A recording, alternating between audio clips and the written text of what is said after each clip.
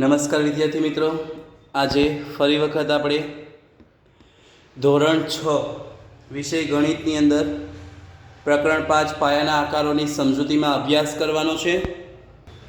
આજે આપણે ખૂણાની મદદથી ગણતરી કરતા છે શીખી ગયા છીએ કે કયો ખૂણો કેટલા માપનો હોય તો તેને કયો ખૂણો કહી શકાય, તેના વિશે આપણે અભ્યાસ કરીશું. ફરી વખત અહીં આપણને સ્વાધ્યાય પોથીમાં જ આપણે આગળ વધીએ છીએ. તેમાં આપણને 7મો પ્રશ્ન તમને સ્ક્રીન પર દેખાય છે, જેમાં સૂચના એવી આપેલી છે કે નીચે આપેલા ખૂણાઓના માપ પરથી ખૂણાનો પ્રકાર જણાવો. અહીં આપણને ખૂણાનો પ્રકાર જણાવવાનો સૌપ્રથમ કીધો છે. તો સૌપ્રથમ તો ખૂણા વિશે આપણને બધાને જ ખ્યાલ છે કે લઘુકોણ એટલે કે 90 અંશથી નાનું માપ, કાટકોણ એટલે કે 90 અંશનું માપ, ગુરુકોણ એટલે કે 90 અંશથી વધુ અને 180 અંશથી નાનું માપ, સરળ કોણ એટલે કે 180 અંશ અને ત્યારબાદ પ્રતિબિંબ કોણ કે 180 થી જેનું માપ વધુ હોય તેને આપણે પ્રતિબિંબ કોણ કહી શકીએ છીએ. તો હવે આપણે આ જે ખૂણાઓ છે તે ખૂણાઓ વિશે માહિતી મેળવી લીધી છે. તો હવે એના અહીં આપણને માપ લખેલા છે, એના ઉપરથી કયા પ્રકારનો ખૂણો છે, લઘુકોણ, ગુરુકોણ, સરળ કોણ, પ્રતિબિંબ કોણ કે કયો ખૂણો છે તે ખૂણાના આપણે નામ લખવાના છે. તો સૌપ્રથમ આપણે તે ખૂણાઓના નામ લખીશું અને ત્યારબાદ આગળ વધીશું. પહેલો જોઈએ આપણે તો આપણને કીધું છે કે માપ ખૂણો. અહીં એમ અને ખૂણાની નિશાની છે, એને વાંચવું હોય તો આપણે એ રીતે વાંચી શકીએ છીએ કે માપ ખૂણો. કયો માપ ખૂણો કીધો છે તો કે માપ ખૂણો ABC બરાબર 20 અંશ. કેટલા અંશ કીધા છે વિદ્યાર્થી મિત્રો? તો આપણને 20 અંશ કીધા છે, તેથી 90 અંશથી નાનું માપ છે, તેથી આપણે અહીં લખીશું લઘુકોણ.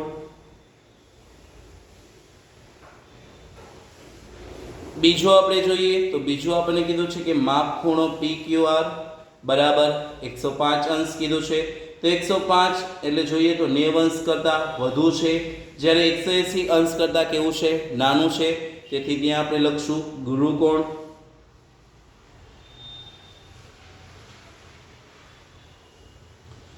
ત્રીજો આપણે જોઈએ તો ત્યાં આપણને કીધું છે કે માપ ખૂણો DLP બરાબર 90 અંશ. ત્યાં જોઈ શકીએ છીએ કે ચોક્કસ માપ આપણને આપ્યું છે 90 અંશનું, તેથી અહીં આપણે લખશું કાટકોણ.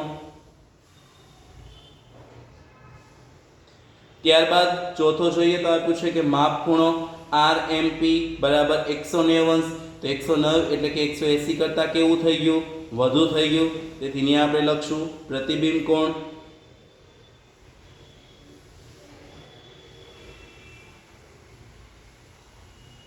ત્યારબાદ આપણે વાત કરીએ તો ત્યાં પણ પાંચમું આપેલું છે કે માપ ખૂણો RTF બરાબર 225 અંશ. તે પણ 180 અંશ કરતાં કેવો છે તો કે વધુ છે, તેથી પ્રતિબિંબ કોણ.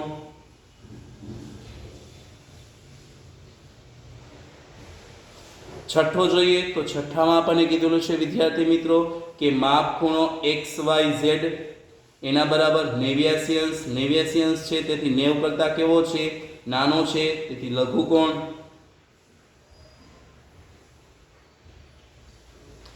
ત્યારબાદ આપણે ચર્ચા કરીએ તો આપણને સાતમું આપેલું છે કે માપ ખૂણો SKZ બરાબર 180 અંશ, કે ત્યાં આપણને ચોક્કસ માપ આપ્યું છે 180 અંશનું, તેથી આપણે ત્યાં લખીશું સરળ કોણ. આઠમું જોઈએ આપણે તો આઠમું આપણને કીધું છે કે માપ ખૂણો EDG બરાબર 65 અંશ. 65 અંશ કીધો છે એટલે કે 90 અંશ કરતાં કેવો છે તો કે 90 અંશ કરતાં નાનો છે, તેથી લઘુકોણ.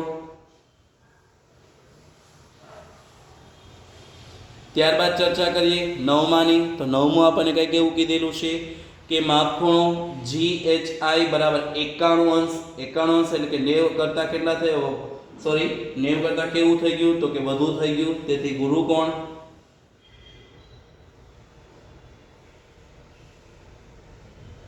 અને 10મું આપણે જોઈ શકીએ છીએ સ્ક્રીન પર પણ આપણને આપેલું છે કે માપ ખૂણો FOX બરાબર કેટલા કીધા છે તો કે માપ ખૂણો FOX બરાબર 95 અંશ. 95 અંશ એટલે કે 90 કરતાં કેવા છે તો કે મોટા છે, તેથી આપણે ત્યાં લખી શકીએ ગુરુકોણ.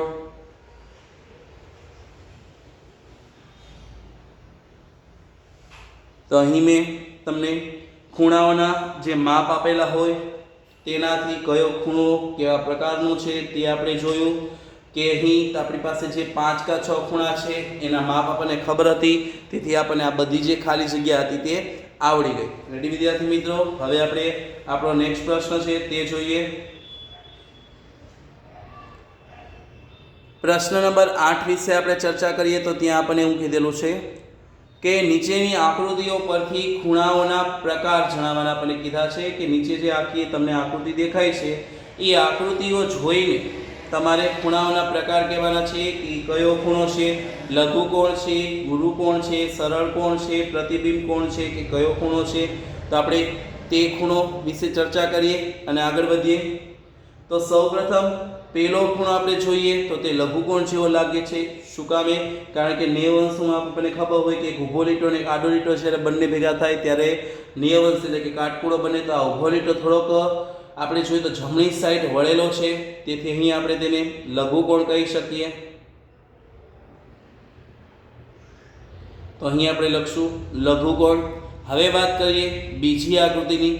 તો બીજી આકૃતિમાં તમને સ્ક્રીન પર દેખાય છે તે રીતે કે આપણી પાસે એક્ઝેક્ટ એક ઊભો લીટો છે અને એક આડો લીટો છે, એટલે કે બે કિરણ એક ઉદ્ભવ બિંદુને થી નીકળેલા છે અને તે પણ એક સીધા અને એક આડા, તેથી તે કાટકોણ છે. અહીં આપણે કાટકોણ લખી નાખીશું. ત્યારબાદ વાત કરીએ તો અહીં જોઈએ તો એક આડો લીટો છે, જ્યારે બીજો લીટો થોડોક ડાબી સાઈડ ઢળેલો છે, એટલે એના ઉપરથી પણ આપણે કહી શકીએ કે તે ગુરુકોણ છે. તમને સ્ક્રીન પર દેખાય જ છે. હવે વાત કરીએ ચોથાની. તો ખાસ અહીં ધ્યાન રાખવાનું છે કે ખૂણાની નિશાની જે સાઈડ આપણને આપેલી હોય ત્યાંથી ખૂણો બનતો હોય છે. રેડી? અહીં જો આપણને આ સાઈડ આપેલી હતી તો અહીં લઘુકોણ થયો, આ પણ આપણે વચ્ચે આપી હતી તો એ કાટકોણ થયો, અને આ સાઈડ જે આ નિશાની આપી હતી તો એ ગુરુકોણ થયો. પણ અહીં આપણે જોઈએ તો નીચેથી શરૂ કરીને અડધો આંટો પૂરો થાય પછી પણ વધે છે, તો અડધો આંટો એટલે કે સરળ કોણ જેટલું થાય ને સરળ કોણ કરતાં પણ વધુ આપણને દેખાય છે. તેથી આ જે ખૂણો છે એને આપણે નામ આપી શકીએ પ્રતિબિંબ કોણ.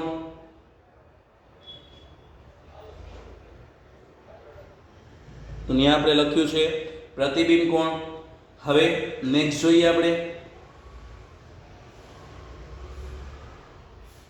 તો ત્યાં તમને સ્ક્રીન પર દેખાય છે પાંચમું. એ જે ખૂણો છે તમે જોઈ શકો છો કે એક આડો ને એક ઊભો લીટો છે, તે ઉપરથી આપણે કહી શકીએ કે કાટકોણ છે. અહીં ખાસ ધ્યાન રાખવાનું છે ખૂણાની નિશાની પણ અહીંથી આમ આપેલી છે, એટલે આથી આ મુજબ જ આપણે ગણવાનું રહે. હવે આ જે ખૂણો છે તો આપણે જોઈ શકીએ છીએ કે અહીંથી આમ જે છે વી આકાર જેવું બને છે. તો વી આકાર હંમેશા જે હોય એ હંમેશા લઘુકોણ જ હોય, તો અહીં આપણે લખશું લઘુકોણ. ત્યારબાદ સાતમો આપણે જોઈએ તો સાતમામાં આપણે કીધું છે કે અહીંથી પહેલાં તો નીચેથી સ્ટાર્ટ થાય છે. હવે એનો અડધો આંટો જોઈએ તો અહીં પૂરો થઈ જાય, અહીંથી આમ કરીએ તો અડધો એટલે કે સરળ કોણ કહેવાય, પણ હજી આગળ વધે છે, તેથી સરળ કોણ કરતાં પણ તે મોટો છે. તો જે ખૂણો 180 અંશ કરતાં મોટો હોય તેને આપણે કયો ખૂણો કહીએ છીએ? તો કે તેને આપણે કહીએ છીએ પ્રતિબિંબ કોણ. તો અહીં લખી નાખશું પ્રતિબિંબ કોણ. આપણને હજી પણ પ્રતિબિંબ કોણની વ્યાખ્યા ખ્યાલ ન હોય તો હું તમને કહી દઉં કે જે ખૂણાનું માપ 180 અંશ કરતાં પણ વધુ હોય તે ખૂણાને આપણે પ્રતિબિંબ કોણ કહી શકીએ છીએ. રેડી વિદ્યાર્થી મિત્રો? તો આજે આપણો સાતમો જે તમને દેખાય છે એ પ્રતિબિંબ કોણ છે, કારણ કે એનું માપ 180 અંશ કરતાં પણ વધુ થાય. આપણે જો આકૃતિ જોઈ હોય તો આપણને ખ્યાલ આવી જ જાય, અને પહેલાના લેક્ચરમાં જે મેં તમને સમજાવ્યું હતું તે તમે જોયું હોય તો તે તમને ખ્યાલ આવી જ જાય. રેડી વિદ્યાર્થી મિત્રો? હવે આપણે આગળ વધીએ. તેની અંદર આઠમો જોઈએ તો આઠમો આપણને કંઈક એવું કીધું છે તો કે એક સીધી લીટી જાય છે બધી કોર, અહીંયા વચ્ચે બિંદુ છે ને ત્યાંથી એક ખૂણો બને છે, એટલે કે અડધું ફરતો હોય તેવું લાગે છે. તો આ અડધું ફરતો હોય એટલે કે 180 અંશનું માપ હોય, 180 અંશનું માપ છે, તેથી આપણે કહી શકીએ એને સરળ કોણ કે ચોક્કસ માપ આપણને મળ્યું. તો ત્યાં આપણે લખી નાખીએ સરળ કોણ. સરળ કોણની વ્યાખ્યા પણ હજી ખ્યાલ ના હોય તો કહી દઉં કે સરળ કોણ એટલે કે જે ખૂણાનું માપ ચોક્કસ 180 અંશ થતું હોય તે ખૂણાને આપણે કયો ખૂણો કહી શકીએ છીએ? તો કે તે ખૂણાને આપણે કહી શકીએ છીએ સરળ કોણ, જે આપણે અત્યારે જોયું. તો આ હતો આપણો 8મો પ્રશ્ન કે જે આપણે બધાએ સમજ્યો છે કે અહીં આપણને આકૃતિઓ આપેલી હોય તેમાંથી કયા પ્રકારનો ખૂણો છે તેના વિશે આપણે ચર્ચા કરીએ. તો હવે આપણે નેક્સ્ટ પ્રશ્ન જોઈએ આપણો.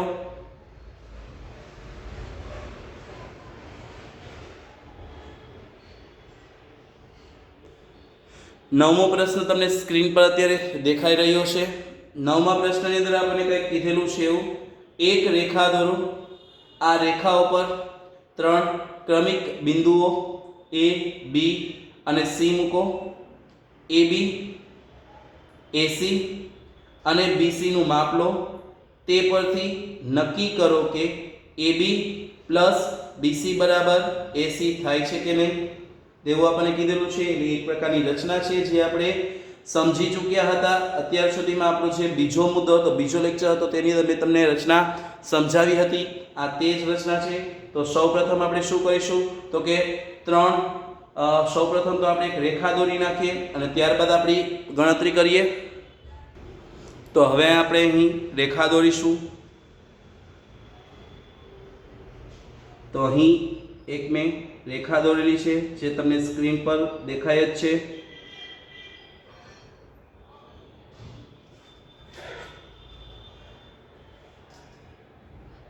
આ રેખા આપણે દોરી છે.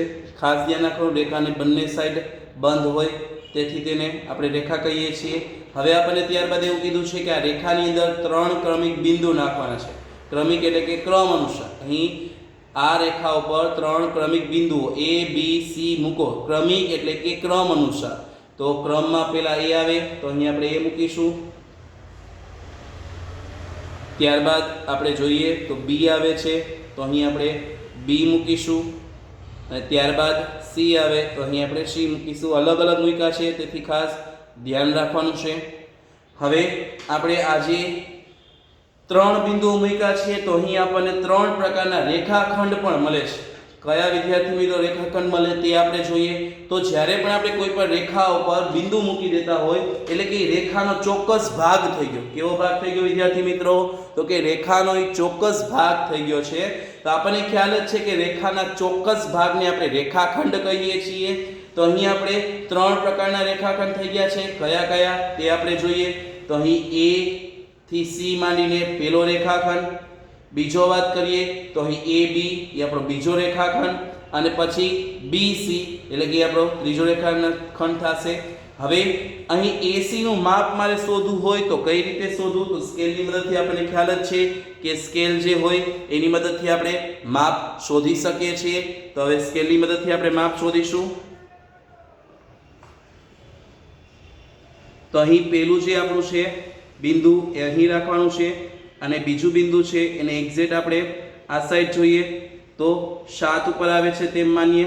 અહીં 7 ઉપર આપણું આવે છે તે બિંદુ. રેડી. તો હવે આ જે આપણો આખો રેખાખંડ છે AC એનું માપ આપણને મળ્યું છે 7 સેમી. તો અહીં આપણે લખી નાખીએ ઉપર કે AC બરાબર થાય છે 7 સેમી. આ જે 7 સેમી માપ છે એ કેનું છે તો કે આપણો જે રેખાખંડ AC છે તેનું માપ 7 સેમી છે.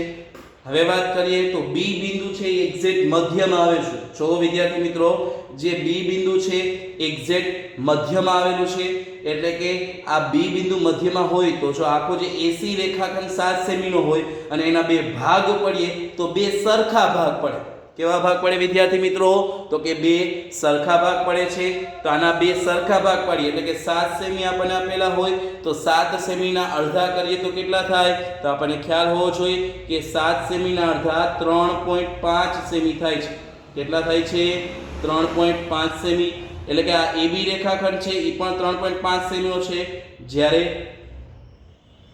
BC રેખાખંડ છે તે પણ કેટલાનો છે તો કે 3.5 સેમીનો છે. તો અહીં આપણે તેનું પણ માપન કરી લીધું છે. રેડી. ખાસ ધ્યાન રાખો કે B બિંદુ આપણે સેન્ટરમાં લીધું છે તેથી તમે ન માપો તો પણ ખ્યાલ આવી જાય કે સેન્ટરમાં એક્ઝેક્ટ મધ્યમાં હોય તો બંનેનું માપ સરખું જ થાય. તેથી આપણો આખો રેખાખંડ 7 સેમીનો હોય તો એનું જે અડધું અડધું કરો તો 2 કોઈ 3.5 સેમી જ થાય. આ આપણે કીધું હતું કે AB, AC અને BC નું માપ લો. તો આપણે અહીં માપ લીધું કે AB બરાબર કેટલા થયા છે તો કે AB બરાબર 3.5 સેમી. AC બરાબર તો કે AC બરાબર 7 સેમી અને BC બરાબર તો કે BC બરાબર 3.5 સેમી. હવે આના ઉપરથી આપણે નક્કી શું કરવાનું છે તો કે નક્કી કરવાનું છે કે AB પ્લસ AC બરાબર AC થાય છે. તો સૌપ્રથમ અહીં આપણે ઈ જે સૂત્ર જેવું છે તે લખી નાખીએ. AB પ્લસ BC બરાબર AC આવું આપણને આપેલું છે તો તે આપણે લખ્યું છે. હવે AB નું માપ આપણે જોઈએ તો AB નું માપ અહીં કેટલું આપેલું છે તો કે AB બરાબર 3.5 સેમી તો અહીં 3.5 પ્લસ હવે 3.5 સેમી પછી BC આપ્યું છે તો BC ના પણ કેટલા છે તો કે 3.5 અહીંયા ફરી વખત લખી નાખીએ 3.5. હવે કીધું છે કે આ બંનેનો સરવાળો AC મુજબ થાય છે તો AC નું માપ શું છે તો કે AC નું માપ આપણને 7 સેમી આપેલું છે. તો અહીં આપણે જોઈ શકીએ છીએ કે 3.5 ને 3.5 ભેગા થાય તો પણ કેટલા થવાના છે તો કે 7 જ થવાના છે. તો આ વસ્તુ સાચી છે. આપણે નક્કી કર્યું હતું કે AB અને BC બરાબરનો આપણે સરવાળો કરીએ તો AC બરાબર થાય છે. તો હા થાય છે. કઈ રીતે? કારણ કે આ AB નું માપ જોયું 3.5 અને BC નું માપ જોયું 3.5 તો આપણને 7 મળ્યા છે અને 7 AC નું પણ માપ તમને સ્ક્રીન પર દેખાય છે. તેથી આ વાત સાચી છે કે AB પ્લસ BC બરાબર AC થવાના છે. રેડી વિદ્યાર્થી મિત્રો? તો હવે નીચે આપણે એના માપ જે આપણે શોધ્યા હતા તે માપ આપણે લખી લઈએ. તો AB બરાબર કેટલા હતા તો કે 3.5. BC બરાબર કેટલા હતા તો BC બરાબર આપણે પણ 3.5 હતા અને AC બરાબર આપણો જે પૂરું માપ છે તે 7 તો અહીં લખી નાખીએ 7. તો આપણે જોયું અહીં સ્ક્રીન પર આખી એક રચના દોરેલી છે જે તમને દેખાય છે. પ્રોપર આપણે સમજી પણ છે કે જેની અંદર એક રેખાની અંદર આપણે 3 બિંદુઓ આપ્યા તેમાંથી 3 રેખાખંડ બન્યા અને એ રેખાખંડ ઉપરથી આપણે શું કર્યું છે વિદ્યાર્થી મિત્રો તો કે એ રેખાખંડ ઉપરથી આપણે અલગ અલગ માપ શોધ્યા. અહીં આપણે બે બિંદુની વચ્ચે એક નવું બિંદુ મૂકી દીધું તો આપણને એકની જગ્યાએ બીજા 3 રેખાખંડ થઈ ગયા જે પણ તમે જોયું છે. અને ત્યારબાદ આપણે ચર્ચા કરી કે એનું માપ શોધવું હોય તો કઈ રીતે શોધવું અને તે માપ આપણું AB પ્લસ BC બરાબર AC મુજબ છે કે નહીં તે પણ આપણે ચકાસ્યું છે જે તમને સ્ક્રીન પર પ્રોપર રીતે દેખાય છે. અહીં મેં તમને બ્લેક બ્લૂનો ઉપયોગ અને પેન્સિલનો ઉપયોગ કઈ રીતે કરવો તે પણ તમને સમજાવ્યું છે. જો મેં બિંદુ હતા અને જે માપ હતા તે બ્લેક પેનથી લખેલા છે અને પેન્સિલથી જે લાઈન કઈ ડ્રો કરવાનું મેં પેન્સિલથી કરેલી છે. રેખા મેં સ્કેલથી દોરી છે તો તમારે પણ એ ધ્યાન રાખવાનું છે કે સ્કેલનો ઉપયોગ કરવાનો જ છે. રેડી? નીચેના માપ કઈ રીતે લખવું તે પણ મેં તમને સ્ક્રીનમાં પ્રોપર રીતે સમજાવ્યું છે. તો તમારે પણ આ જ રીતે તમારી સ્વાધ્યાયપોથીમાં ઉતારવાનું રહેશે. ખાસ ધ્યાન રાખવું. તો હવે આપણે આજનું હોમવર્ક જોઈ લઈએ અને ત્યારબાદ આપણો આજનો જે લેક્ચર છે તે પૂરો કરીશું. તો આજે આપણે સૌપ્રથમ 7મો પ્રશ્ન જોયો. બધાને ખ્યાલ છે કે ખૂણાઓના માપ પરથી ખૂણાનો પ્રકાર શોધવો હોય તો કઈ રીતે શોધવો તે આપણે શીખ્યા છીએ. ત્યારબાદ 8મો પ્રશ્ન આપણે જોયો કે નીચેની આકૃતિઓ પરથી ખૂણાના પ્રકાર લખો. કે આપણને આકૃતિઓ આપેલી હોય તો એ આકૃતિઓ પરથી આપણે ખૂણાનો પ્રકાર કઈ રીતે નક્કી કરવો તે પણ આપણે શીખી ગયા. અને અત્યારે 9મો પ્રશ્ન આપણે જોયો કે આપણી પાસે રચના દોરવી હોય તો કઈ રીતે દોરવી તેનો આપણે ફરી વખત અભ્યાસ કર્યો છે. તો આ જે 3 પ્રશ્ન છે એટલે કે પ્રશ્ન 7, 8 અને 9 એ તમારે સ્વાધ્યાય પોથીમાં પણ ઉતારવાના છે અને સાથોસાથ રફ બુકની અંદર પણ કરવાના છે. જ્યાં આકૃતિ દોરવાની હોય ત્યાં દોરવાની જ છે. 8મા પ્રશ્નમાં પણ આકૃતિ દોરવી ફરજિયાત છે. રેડી? આકૃતિ ઉપરથી જે ખૂણાના પ્રકાર શોધવાના કીધા છે તેની અંદર પણ આપણે આકૃતિ દોરવાની છે. તો ટૂંકમાં આજનું હોમવર્ક એક એવું છે કે આજે કરાવેલ એકવાર સ્વાધ્યાય પોથીમાં અને એકવાર રફ બુકમાં કરવાનું રહેશે આકૃતિ સહિત. તો આજનો લેક્ચર હવે આપણે પૂરો કરીએ. Thank you.